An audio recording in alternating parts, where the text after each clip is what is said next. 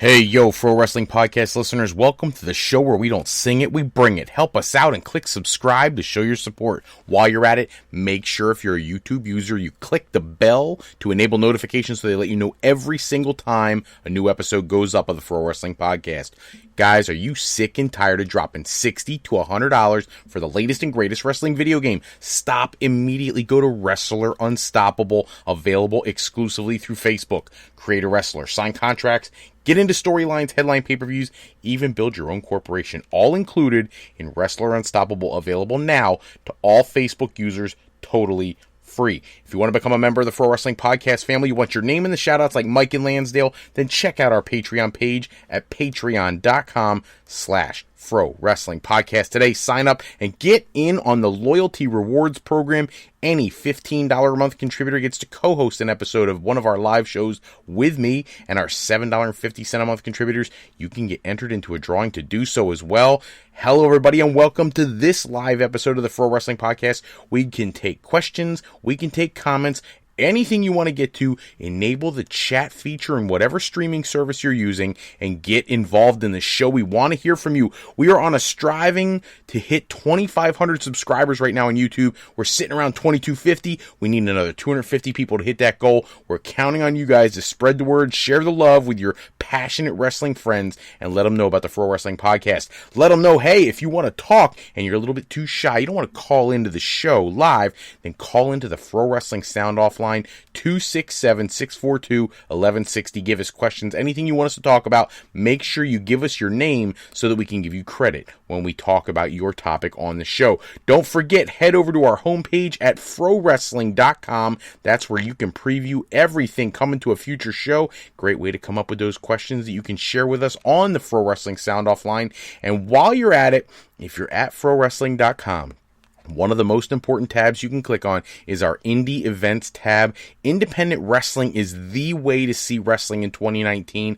Click that tab, check out a show coming to an area near you, and we need you to support indie wrestling. Today, the news broke that the ECWA, the East Coast Wrestling Association, has been around since the 1960s and 70s, is going to go out of active functioning for the foreseeable future, canceling their June 15th show because they are not able to commit enough time and resources to the promotion right now. And it's a shame because they're an incredible company. They have a Super 8 tournament every year. It's been a staple product of the indie scene in North America. And unfortunately, for at least for the foreseeable future, we're going to lose that brand. You gotta support indie wrestling. They're a great outfit. I'm hoping to see them back in the thread very, very soon. But make sure you support indie wrestling. It is a critical component to the success of future WWE stars, Ring of Honor stars, AEW stars, Impact stars. They all come from those independent shows first. Check them out, the ones that come near you. So this episode, we got a lot to talk about. We got this WWE Super Showdown predictions. We're going to get to those right away. And then we've also got tons of big news happening all over the world of pro wrestling. A lot of stuff going on in New Japan we're going to talk about. Some stuff from Impact Wrestling, a little bit of Ring of Honor, of course, NXT TakeOver conversation, some Brock Lesnar stuff. We're going to get to it all. But first things first, we don't want to forget to do our Super Showdown predictions. So, the big story ahead of Super Showdown is the rumor that Little Miss Bliss and Natalya are over in Saudi Arabia right now, possibly preparing for the very first women's match at a pay-per-view in Saudi Arabia. They're keeping it all hush-hush. We know they made the trips, as did Renee Young. All three women are there. Renee Young expected to do commentary, probably in an isolated location, so she's not on camera. But the women, sounds like they may get an opportunity to make history tomorrow and be the first women's match ever in the country. That's something people should be looking forward to. We know Sasha Banks and Alexa Bliss got to do that last year in other locations. This is a huge thing for the Saudi Arabian women. So more power to them. If that match takes place, I expect Alexa Bliss to win. That's my prediction on the unofficial match that may be coming to the show. So let's look at the match card rundown. The Usos are going to be there taking on the Revival. It's kind of a pointless match to me. It's just my opinion. I think the Revival, they have no traction. No matter what happens to them, they'll go on a hot streak for 3 weeks and then they get buried. on WWE programming. I don't know if Vince and WWE love them, hate them, love screwing with them, think they're talented enough to handle the horrible booking or what it is, but I don't see any way for the Revival to win this match. I see the Usos coming out on top. Next match, Lars Sullivan versus Lucha House Party, Kalisto, Grand Metalik, Lince Dorado. Honestly, does anybody not see Lars Sullivan destroying these three guys? The only reason they may not do that is if they're trying to punish Lars Sullivan for all the online nonsense that they've been putting up with that came out from that Reddit user a few weeks ago. But barring some kind of crazy thing like that, Lars Sullivan destroys Lucha House Party in this match. Of course, the rest of the card, pretty stacked. Lots of championship matches and big physical matches. We've got Seth Rollins defending the Universal title against Baron Corbin. Honestly, I think Seth Rollins needs to win that match and then face Brock Lesnar for his championship with the cash-in. Now, the rumor is that they may actually have Baron Corbin walk out as the champion. Now, I am not a fan of that. Don't get me wrong. It's not because I don't like Baron Corbin's work. I actually think he's a much better wrestler than he gets credit for. I hate his appearance. You talk about people who need to be repackaged. Baron Corbin needs to go back to what he was. But I don't know that he's ready to be Universal Champion, and I think Brock Lesnar winning that title would actually be an error in judgment as well. Seth Rollins has made people care about the Universal title again. I think what is more likely to happen is that Seth Rollins retains his championship against Baron Corbin.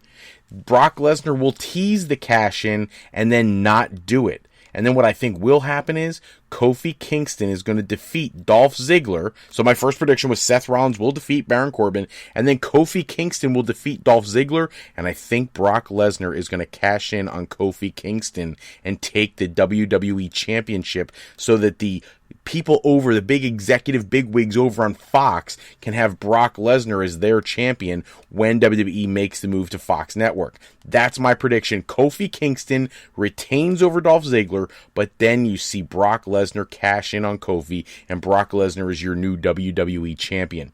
Roman Reigns taking on Shane McMahon in a singles match that, for me, honestly, I have not one shred of interest in seeing. Shane McMahon throws the worst punches in the history of professional wrestling. Roman Reigns, whether you love him or hate him, is a phenomenal athlete, and Roman Reigns is going to destroy Shane McMahon. If they give Shane McMahon victories in almost like back-to-back victories over both The Miz and Roman Reigns, it just further solidifies how insane the booking in WWE is. And I know a lot of people feel that way to begin with, but that would just only further that incredibly horrible booking culture that we've seen in WWE recently. Finn Balor taking on Andrade for the Intercontinental Championship. I actually expect a title change here. Andrade, I believe, walks out as the new Intercontinental Champion, and I hate it because it's like Finn Balor gets a little tiny bit of traction, and then he loses the traction. He gets a little bit more, and he loses. Now, the only thing that could throw off my prediction here is he is going to be the demon Finn Balor, and perhaps they want to keep the demon undefeated. So that's the only thing you throw a wrench in my plans. If I was them, Andrade walks out as the Intercontinental Champion. Braun Strowman, Bobby Lashley, a match that on paper should be fantastic. I don't see that happening. I think this is going to be two big, clunky, flunky guys in the ring. I don't see them putting on anything that resembles a great match. And hopefully it's only a 5-minute match. Braun will come out, he'll mop the floor with Bobby Lashley, hit the running power slam, and it's over. My prediction, Braun Strowman wins in a match that hopefully will never ever be seen again on WWE programming. The match that we've seen a million times, which we also hope we never see on WWE programming again, Triple H versus Randy Orton. If Triple H wins this match, I may break my television set. Randy Orton is an active weekly participant in WWE programming. Randy Orton could only do better by getting the win here because it sets up future storylines with other talent. I see Randy Orton going over Triple H in this match, and that's the way it should be. Then we've got the 50-man Battle Royal. I hate the Battle Royal idea. I know there's a possibility of seeing some really unique pairings, matchups, different guys being in there that you don't typically get to see with each other. Probably an influx of NXT talent. My understanding is several NXT talents made the trip, but I don't like the Battle Royal idea. I would have much rather had another one of those greatest Royal Rumbles. I enjoyed that last year, to be perfectly honest with you, whether it's, the slip and slide with Titus O'Neil or the funky, sumo wrestler looking dude who came out and got eliminated in 30 seconds. I enjoyed that whole thing. I wish Jericho was in a little bit longer, but obviously he won't be there this year. But the Battle Royal, to me, that's too many guys. You can't follow the action there. They're just going to be punching each other until like 25 of them get thrown out anyways. You want to see wrestling. I think that's what WWE misses the most. They don't wrestle anymore. It's world wrestling entertainment. That's what it's supposed to be, and they don't.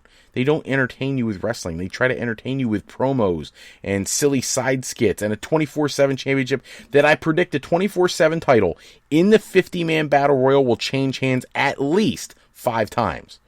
For those who don't know, the 24/7 championship changed hands again on the way to Saudi Arabia. Apparently, on the runway there, getting ready to leave for Saudi Arabia, Jinder Mahal pinned R-Truth, took the championship, became a 2-time champion, and then while Jinder Mahal was sleeping in the airplane on the way to Saudi Arabia, the R-Truth gained his 5th 24/7 championship win by pinning Jinder Mahal in his sleep.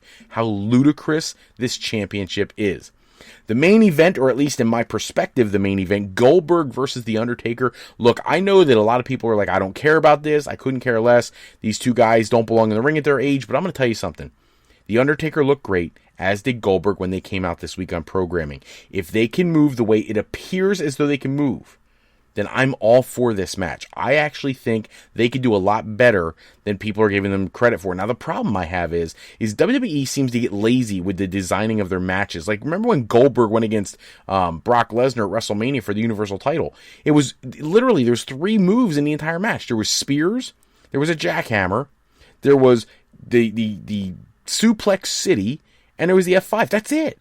Nothing else happened. I don't even know if anybody threw a punch in the match.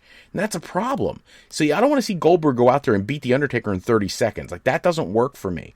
I don't want to see The Undertaker go out there and beat Goldberg in 4 minutes because Goldberg can't go longer than 4 minutes. I don't want to see that either.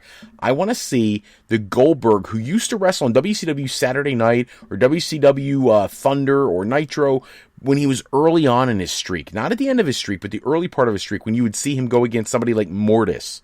And he would hit like these jujitsu moves and take somebody down and actually wrestle for a few minutes before he would spear and jackhammer them. That's what I'm looking forward to, but I don't know that they're going to let him do that. I don't think they think he can at his age, even though I firmly believe he's got a lot left in the tank and could contribute quite a bit. He looks as jacked now as he did back in 1998. He really does. So my prediction for this one, I can't imagine you would pay Goldberg $2 million to come out and lose. I just don't. The Undertaker doesn't need the win. Goldberg doesn't really need anything. He's retired. But I think for his legacy, I don't think he would have come back to lose. Not to The Undertaker. Now, if there's one guy in the world he would come back to lose to, it would be The Undertaker. I just don't see him having a 2-match losing streak to end his career being a good business decision on Goldberg's part. So my prediction is Goldberg wins the match against The Undertaker. And maybe it's not the last time we see either one of these guys in the ring, which if they are able to move and able to give us a solid match for maybe 10 minutes, I'm in on. I'll take that. Let's move into the rest of the news for today. Jon Moxley, the word is getting around. He won the IWGP Intercontinental Championship at the last night of the Best of the Super Juniors shows in New Japan Pro Wrestling. This is his first championship in New Japan Pro Wrestling, and in my opinion, he brings legitimacy to that title. Look, I'm not trying to dump on Juice Robinson. I think he's an incredible talent, but let's face it, the guy's name is Juice Robinson. You know, Chris Jericho was just on the Busted Open podcast talking to Bully Ray, where he was talking about his match at WrestleMania with Fandango, and he was saying how one of the things he hated was when you say the name Fandango, are you really going to put the World Championship? Can you hear the announcer saying, your new World Champion, Fandango, and how that seems so ludicrous? Well, say that to yourself about Juice Robinson, your new world champion, Juice Robinson. It doesn't sound right. I'm not knocking his skill. He's clearly one of the most talented and amazing wrestlers in the world right now. But Jon Moxley is a legitimate main event draw. He's somebody who can help New Japan expand into North America a little bit more. You know, they're trying to do that anyways. He's got the AEW tie-in. Maybe this is a way for them to maybe create a working relationship. I know there isn't one yet, but there's no reason they can't have one in the future. I know we got Chris Jericho taking on Okada in a short period of time. Maybe something gets in the works there. I really think this is a good thing for the business. Also on the same night, the Best of the Super Juniors 26 final match came down to Will Ospreay and Shingo Takagi. Takagi hadn't lost a match in the entire tournament, but he loses this one. Will Ospreay picks up his second Best of the Super Juniors championship win. He takes it in beautiful fashion. Check out the match on YouTube. Incredible finisher, and he is now ready. He wants to take on juniors and heavyweights, and honestly, Will Ospreay may be one of the greatest wrestlers that probably will never go to WWE throughout his entire career. He has made it clear that that's not something that's on his priority list right now at all. He really is committed to New Japan Pro Wrestling. He wants to do more things with them, and I look forward to seeing that. Eli Drake, big news. He is a free agent coming out of Impact Wrestling. The word is he may be WWE bound. He has some connections there. He's got some connections to the creative geniuses behind Evolve, and that there could be something in the works for him to go to WWE. I think going to AEW would be better for him because they would use him better, but you can't argue with money and the way both companies are putting out cash right now. He could show up anywhere. Even Ring of Honor could sign Eli Drake tomorrow and bolster their roster, and let's face it, they need it. They lost a lot of talent when AEW opened up business, and they need to bring back some of the excitement, and Eli Drake would be a great way to do that. Speaking of Ring of Honor, Bully Ray, all week people have been talking about the fan incident. He was at a house show. There was an altercation with his fiancée, Velvet Sky, and a person in attendance. They were kind of heckling her. She was going back and forth. Both of them threw out inappropriate comments. And at one point, a security guard taps this guy on the shoulder, brings him into the back for a face-to-face with Bully Ray about how he shouldn't be acting towards the women in 2019 at a wrestling show. Listen, Bully Ray, I'm not trying to be a jerk here, but let's be honest. You didn't seem to care when you were talking incredibly profane stuff at Heatwave back in ECW days. You've never regretted anything you said at a show. You used to incite riots in different houses when you were wrestling for ECW. Now, is 2019 different than 1994, 95, 96, 97? Of course.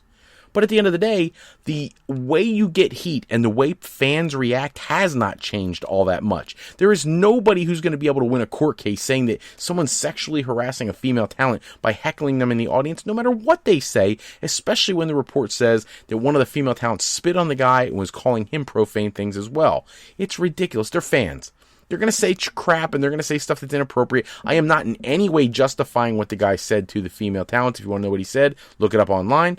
But what I'm saying is Bully Ray is one of the last people who should be complaining about it. Now, Ring of Honor has launched an investigation. They made it clear that they, at no point in time, should a fan be brought into an uncomfortable situation with one of their talents. I think that could only be a bad thing for Bully Ray. Hopefully they get this thing to go away. Give the guy free tickets for a year or something. But at the end of the day, hopefully this gets taken care of and we don't see any future incidents like that. Apparently at Double or Nothing, there was a possibility of some issues, and the first shots have been fired between Impact Wrestling and AEW because Brian Cage was backstage at Double or Nothing, the current Impact World Champion, and he was going to appear in the Battle Royal and was not able to do so. Last minute phone call from Impact Wrestling telling him, hey, listen, your contract precludes you from appearing for another company in that capacity.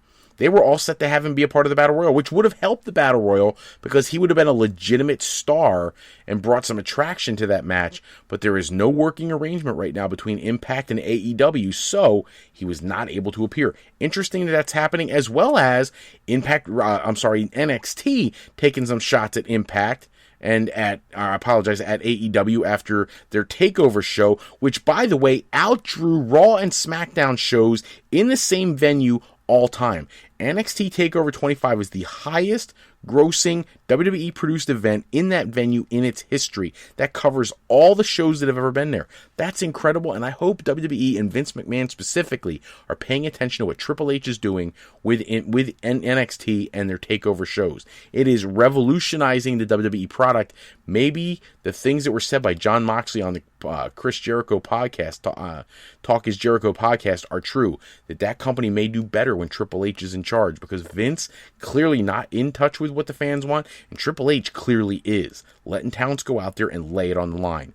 There was some conversation from Jon Moxley on that same Talk is Jericho podcast about Brock Lesnar's backstage influence, and it's getting a lot of heat this week in the world of pro wrestling because apparently he went back and was talking about his WrestleMania match and how everything was set to go, and then Brock walks in and changes everything.